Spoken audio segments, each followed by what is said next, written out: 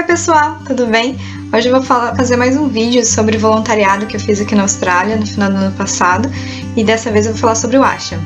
Eu fiquei lá por 9 dias, que era o mínimo que eles pediam para fazer trabalho voluntário, que seria uma semana cheia de trabalho, mais o dia que você chega e vai embora. O Asham é uma espécie de comunidade, lá tem pessoas que moram lá, né, os residentes, tem pessoas que visitam, passam um dia, passam uma semana, um final de semana, e daí essas pessoas pagam para estar lá, como se fosse uma estadia de hotel. Tem os voluntários, como eu fui, e tem também as pessoas que vão só para estudar, para fazer algum curso de yoga ou meditação. E aí os estudantes e os professores também moram lá durante o período do curso. O trabalho lá é um pouco diferente do outro que eu fiz, porque lá, além da fazenda, tem também outras coisas que precisam ser feitas, porque como o Asham é uma comunidade, é a necessidade da manutenção da estrutura toda. Eles contam com a ajuda dos voluntários. Então, o trabalho é a fazenda, uma horta que tem lá dentro da propriedade do Asham mesmo, porque a fazenda fica na propriedade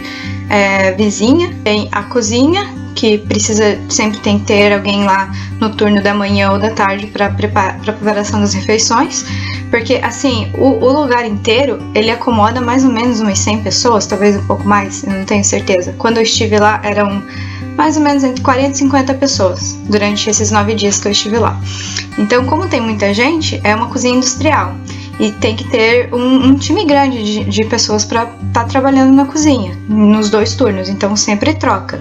Se você já trabalhou de manhã lá, você não vai trabalhar de tarde de novo. Além desses trabalhos, ainda tem a parte de limpeza e organização. Sempre tem que ter alguém para estar limpando os quartos, que acomodam os alunos, professores, visitantes e até mesmo os quartos dos voluntários. Tem as áreas comuns, por exemplo, as salas de yoga, os prédios que geralmente tem os eventos, tem a parte exterior, a calçada, jardim, varrer folha, coisas assim. Então tem várias coisas que você pode fazer lá. Os trabalhos são divididos em turnos, então tem o turno da manhã e da tarde, e você nunca vai fazer o mesmo trabalho de manhã e de tarde, sempre tem coisas diferentes para ser feitas. A fazenda é só pela manhã, você não trabalha na fazenda pela tarde, por causa do calor, né? Em relação às folgas, você tem 3 turnos de folga por semana. Você pode pegar uma manhã livre, ou uma tarde livre, ou dependendo do caso, um dia todo livre. Vou falar um pouquinho da programação de um dia típico lá. Geralmente começa às 5 da manhã, tem uma aula de yoga às 5h30, que é uma aula mais tranquila, mais relax mesmo, pra você começar o dia. É mais ou menos 1h30 de aula. Aí vai ter o café da manhã. Depois do café da manhã tem um chanting, são 15 minutos de canto. Você vai para uma sala e lá alguém vai tocar o instrumento, que eu vou mostrar aqui que eu não sei o nome, é uma harmônica, alguma coisa assim. E você canta com todo mundo junto por 15 minutos.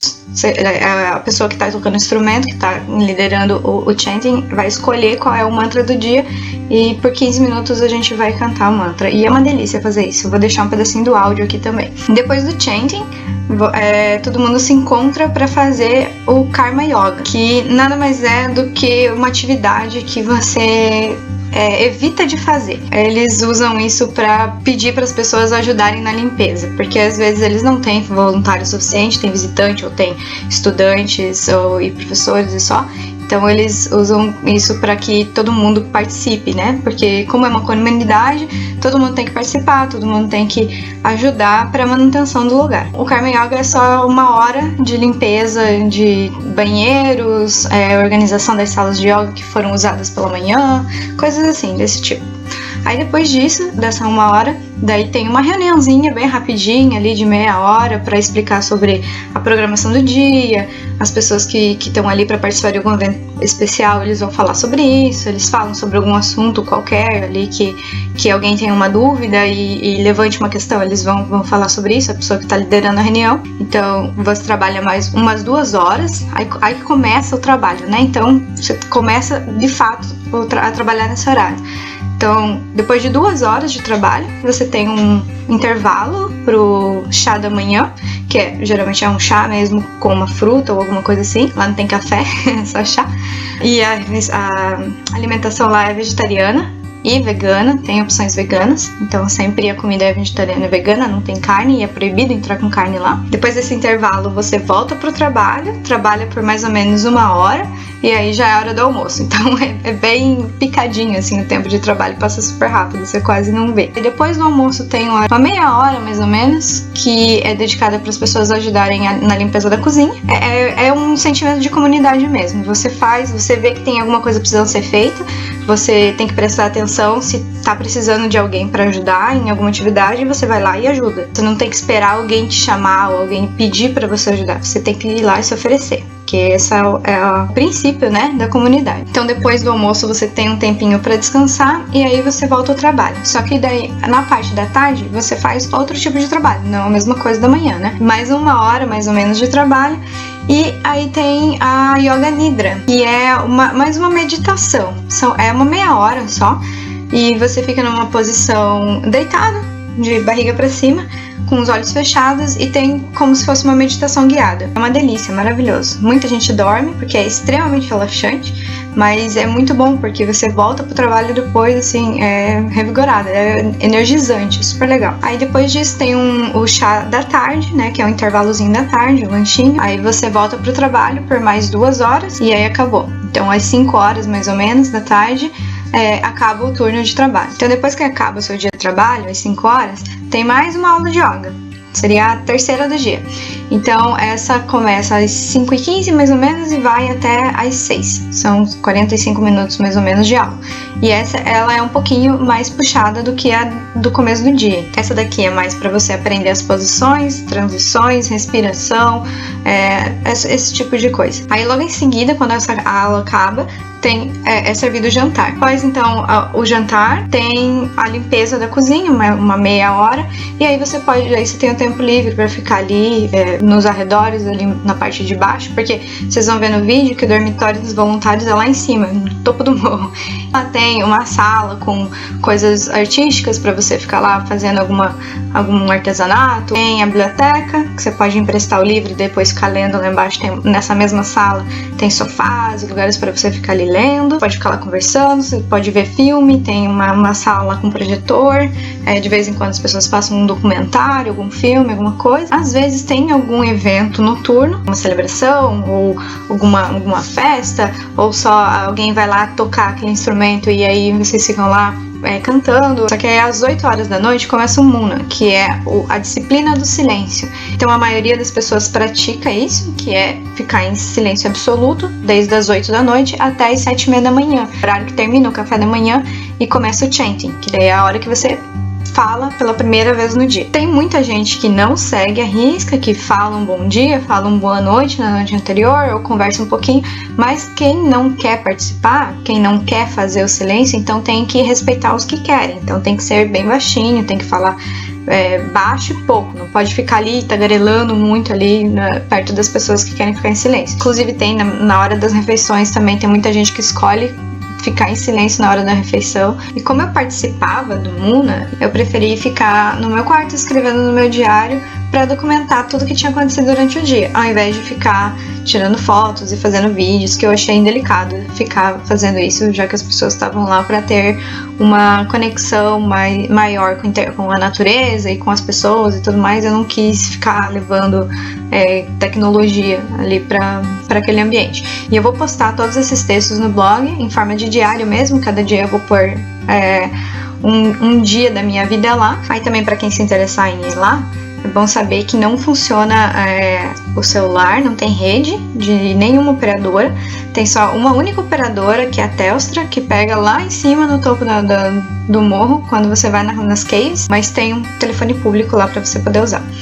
A internet, só a internet deles, eles têm um limite de banda larga lá, então você tem que agendar um horário e usar lá a internet no computador deles. Bom, é isso. No geral, eu amei a experiência, foi maravilhosa, foi muito bom pra mim. Eu me conectei comigo mesma de um jeito que nunca tinha acontecido antes. Foi a experiência mais incrível que eu já tive de voluntariado e de conexão e comunidade, todo esse tipo de coisa.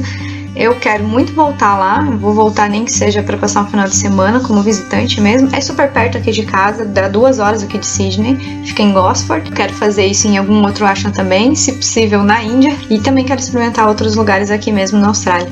Mas especificamente eu quero voltar porque eu amei a vibe que tem naquele lugar.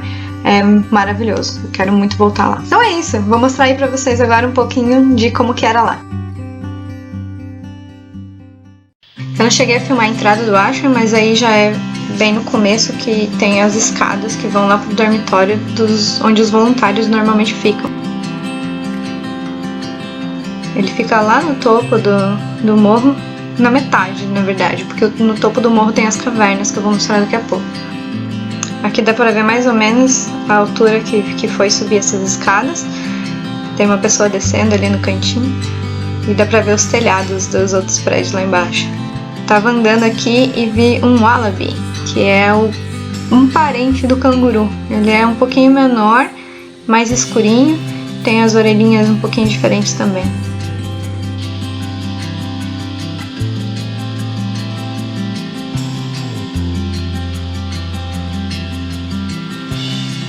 Aqui no cantinho tem a trilha que vai para as cavernas, que aí sim é bem no topo da montanha mesmo. E aqui é mais difícil ainda para subir. Foi bem sofrido, mas cheguei.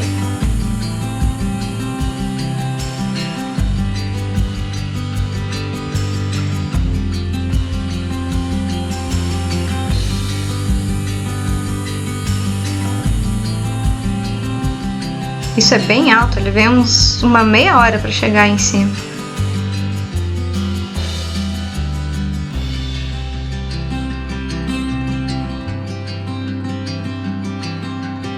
A hora que eu tava subindo, eu vi essa formiga aí e pensei, nossa, mas que formiga enorme. Aí, quando eu tava lá em cima, eu vi essa daí. Aí, mudei o meu conceito de formiga enorme. Essa é a maior formiga que eu já vi na vida. Daí eu queria comparar, né, as duas. Passou um tempinho, eu vi uma carregando a outra. Eu até coloquei um lápis ali pra fazer uma comparação. Esse é um lápis normal, tamanho normal.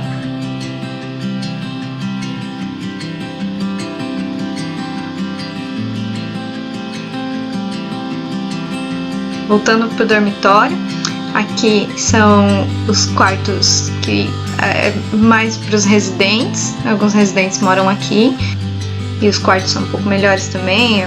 Quarto individual, tem uma cama só.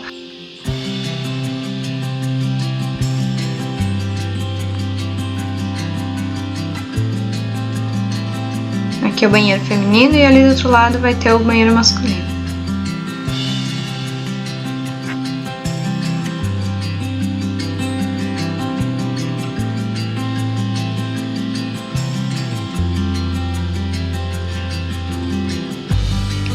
Essa escadinha vai para mais alguns dormitórios lá em cima e para a parte que tem um varal ali para você colocar suas roupas e uma areazinha lá em cima. O meu quarto ficava aqui, nessa parte, era o número 11, mas também estava muito escuro para mostrar, eu até cheguei a filmar dentro do quarto, mas estava muito escuro. Basicamente tinha 3 beliches e uma estantezinha com prateleiras para colocar as roupas. Que já é lá no começo do vídeo, perto do começo das escadas, onde tem mais um prédio de dormitórios, mas esse é mais para as pessoas que vêm fazer o curso e alugam, né, e pagam pela acomodação, ficam aí nesse dormitório. Tem um jardim e é mais ou menos a parte, o começo, a entrada do ashram.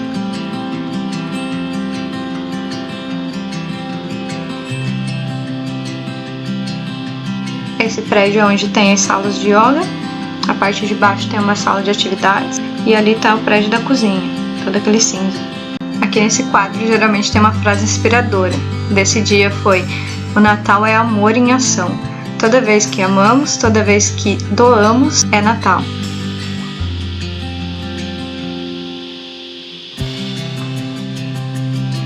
Esse é o prédio da cozinha. E aqui nessa primeira parte onde cada um lava sua louça. Então você dá uma enxaguada aqui nessa pia e depois coloca na bandeja que vai dentro dessa lava-louça industrial.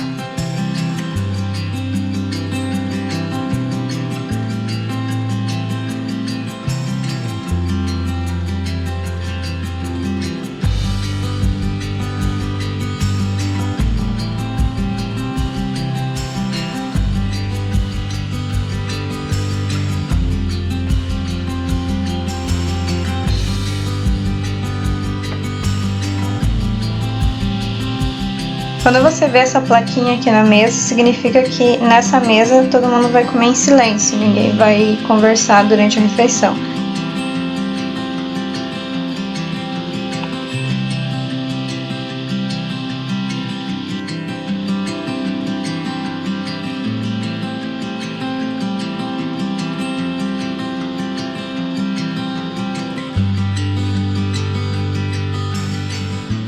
Esse era um café da manhã, que era um arroz com vegetais, apimentado, com molho de iogurte. E esse era um almoço com tortilhas, guacamole, salada e alguma coisa que eu não lembro. Que é o prédio que tem as salas de yoga, as principais. Tem mais salas em outros prédios, mas essas são as principais.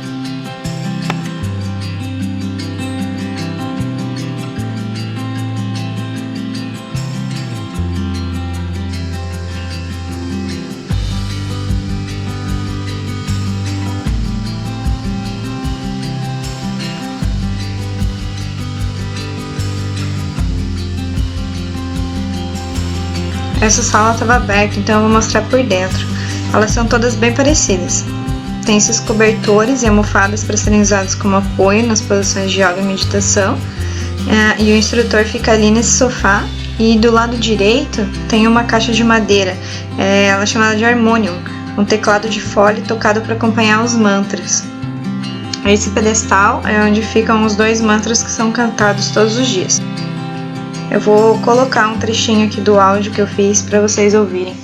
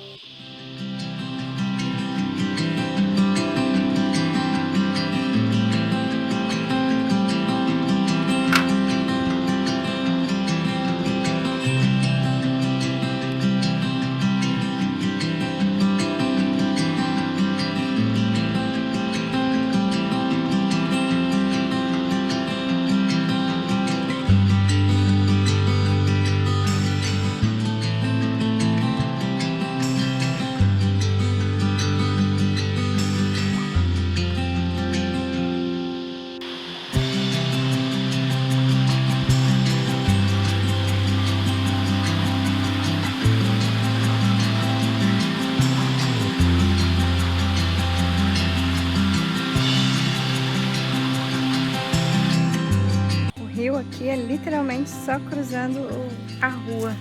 Aqui é a entrada. Aqui é a entrada do Ashram. Aqui é a rua. E ali tá o rio. Literalmente é só cruzar a rua. Ele tá no rio. Vou ter que achar um lugar mais de boa pra entrar, porque eu não tô afim de entrar nesse mato. Mas olha aqui. Bem da hora. Vou dar mergulho.